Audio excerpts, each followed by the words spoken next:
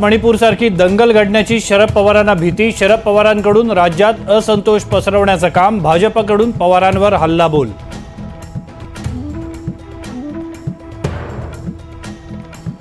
तीन वर्षापूर्वी समित कदमांच्या माध्यमातून आदित्य ठाकरे आणि पार्थ पवारांवर खोट्या आरोपांसाठी दबाव. अनिल देशमुखांचा दावा. फडणवीसांनीच समित कदमांना पाठवल्याचा आरोप.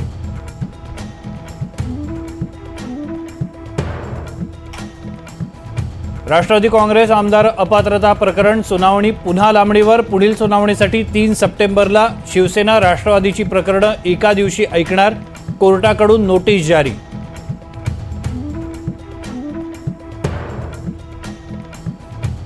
आगामी विधानसभा निवडणुकीत भाजप 288 जागा लढण्याच्या तयारीत. राणेंनंतर आता चंद्रकांत पाटलांचं वक्तव्य.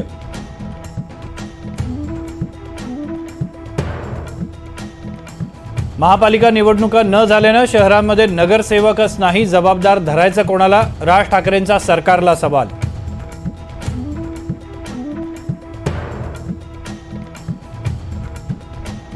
जीएसटी कमिशनर चंद्रकांत वळवींच्या 640 एकर जमीन खरेदीचं प्रकरण मुख्य सचिवांकडे वर्ग. पुढील सुनावणी मुंबईत होणार.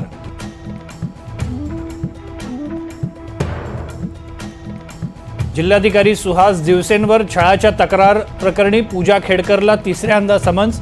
वडील दिलीप खेडकरांना 30,000 रुपयांच्या जात मुचलक्यावर अटकपूर्व जामीन.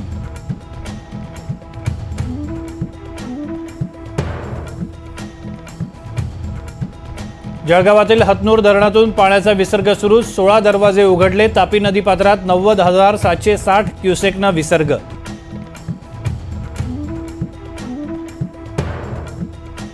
पुण्यातील बाबा भिडे पूल पुन्हा पाण्याखाली. खडकवासला धरणातून 18,491 क्युसेकने विसर्ग सुरू. वाहतुकीसाठी रस्ता पूर्णपणे बंद.